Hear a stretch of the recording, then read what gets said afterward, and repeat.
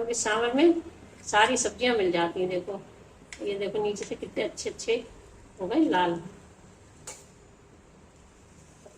दूसरी तरफ से सिक रहे हैं। हेलो फ्रेंड्स, आज के ब्लॉग में आप सबका स्वागत है। आज मैं बनाने जा रही हूँ सूजी के पोंगड़म। वैसे तो पोंगड़म बनाने का तवा अलग आता है, लेकिन मैं इडली वाले ही तवे पे पोंगड़म बना लेती हूँ, क्योंकि उसमें अच्छे से छूट जाती हैं। और इस बहाने से वो जल्दी भी बन जाता है नाश्ता सूजी का।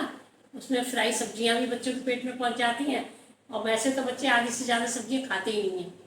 हमारे बच्चे तो हरी सब्जियाँ खाने पसंद नहीं करते हैं। इस बहाने से उनके पेट में पहुँच जाती है ये चीज़।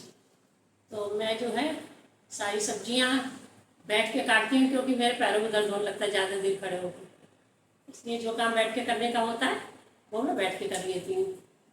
और आप ये मत समझना मैंने अपने किचन में बेड डाल रखा है। मैं पहले अपने कमरे में जाती हूँ, सारी सब्जियाँ धो के वहाँ काट लाती हूँ, उसके बाद किचन में आकर खड़े होने का काम करती हूँ।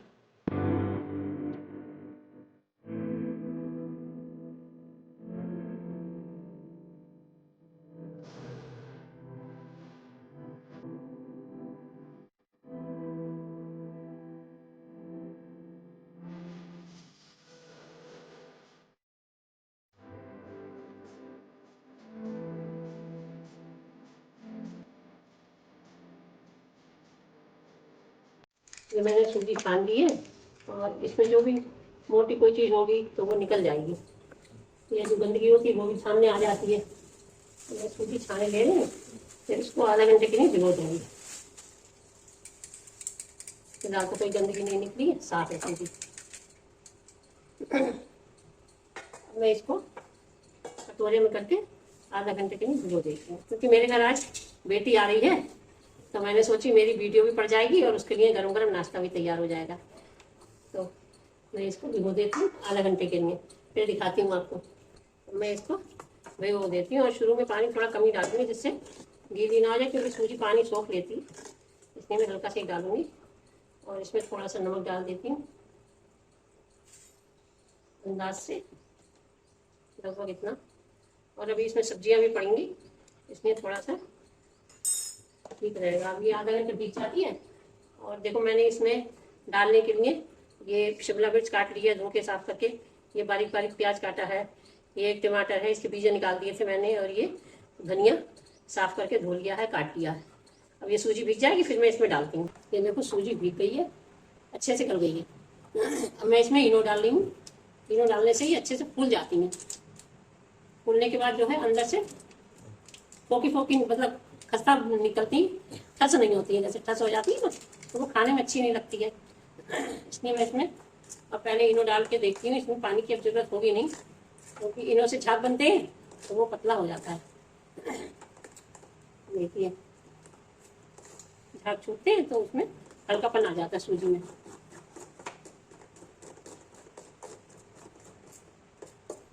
सही हो गई है, पानी डालने की हमें जरूरत नहीं है। हम इसमें अपनी जो हमने सब्जियां काटी थी वो डाल देते हैं। शिमला मिर्च है, और टमाटर है, और ये हरा धनिया है, और ये प्याज है। इसमें हम हरी मिर्च भी डालती हूँ मैं, लेकिन आज छोटे बच्चे आ रहे हैं घर में, इसलिए मैंने नहीं डाली। क्योंकि बच्चों के मुँह में हरी मिर्च पहुँच जाती है ना, उन्हें बड़ी दिक्कत होती है। इसमें हम बंद गोभी भी डाल सकते हैं, और बीन्स भी डाल सकते हैं। जो सब्जी हमारे घर में उपलब्ध है वो हम डाल सकते हैं। ये सब चीज़ मैंने बना दी है। हरे धनिया से तो कलर बहुत सुंदर आ जाता है, और टमाटर डालने से देखने में अच्छा लगता है। इसलिए इसका बैटर तो तैयार हो गया। अब मैं इसको रखती हूँ बनने के लिए। तेल लगा लेती हूँ। और वैसे तो मेरे यहाँ बुरुश था, लेकिन जो है अब मकान चेंज करा है, तब से बुरुश पता नहीं कहाँ चला गया है, और मुझे याद भी नहीं रही लानी। आज जब वीडियो बनाने लगी हूँ तब मुझे याद है कि इसका बुरुश नहीं मिल रहा है। मैंने कि चलो, यहाँ आसपास में ऐसी मार्केट है भी नहीं ना कि सब चीज़ मिल जाए, या तो कम लाइट चीज़ मिलती है। अब इसको जाना पड़ेगा थोड़ा दूर हमें, तो बाद में लाएंगे। इसमें थोड़ी चिकनाई लगा लेते हैं ना, तो नीचे से बहुत हल्के से भुन भी जाते हैं, और छुट भी फटाफट जाते हैं। और ना ज़्यादा डीप फ्राई करो तो उसमें बहुत घी भर जाता है, या तेल इसमें भरता नहीं है। इसमें पहले मैंने ठंडे तवे में तेल लगा लिया अच्छे से, और मैं इसमें इसका बैटर डालने दे रही हूँ। फिर ये जब सिक जाएंगे 10 मिनट लगेंगे, फिर मैं आपको और दिखाऊंगी। अभी तो मैं भर लूँ पहले, उसके बाद गैस जलाऊंगी, क्योंकि गर्म तवे में ब्रश से तो तेल लग जाता है, हाथ से नहीं लग पाता, इसलिए मैंने भी जलाया नहीं है। मेरे हाथ में तो गरम गरम लगता है ना, ब्रश की बात तो अलग ही है भाई।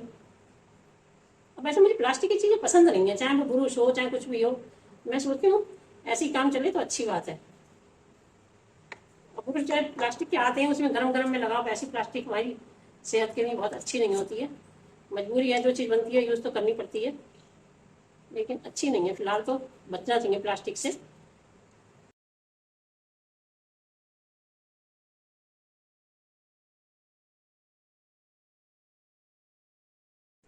अभी इसको मैं तवे को घुमा घुमा के सेक लेती हूँ, क्योंकि आँच हर तरफ से एक सी नहीं लगती है, किधर ही के ज़्यादा हो जाते हैं और किधर ही के कम होते हैं, इसलिए मैं घुमा देती हूँ इसको थोड़ी थोड़ी देर बाद।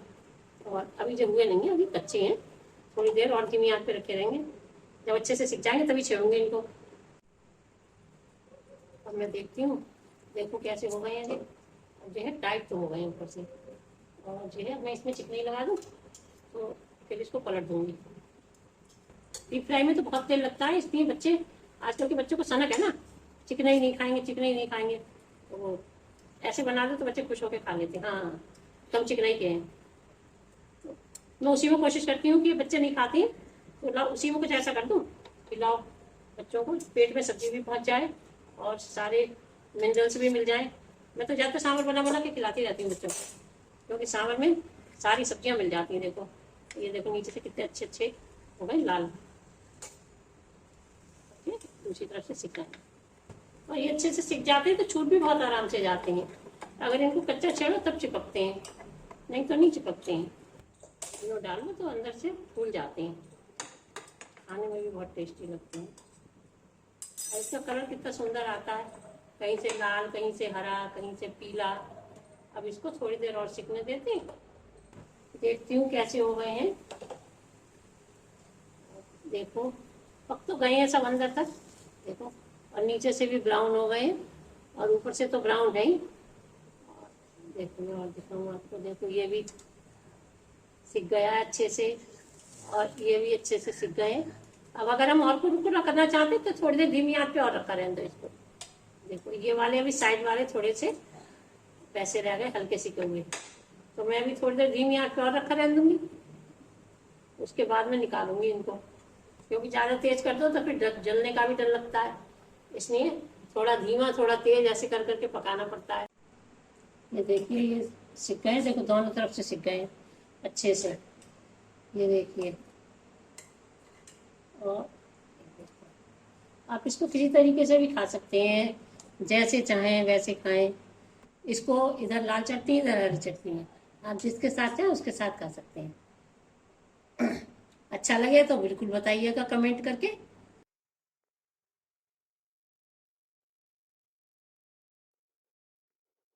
आप आज टेस्ट करके बताइएगा।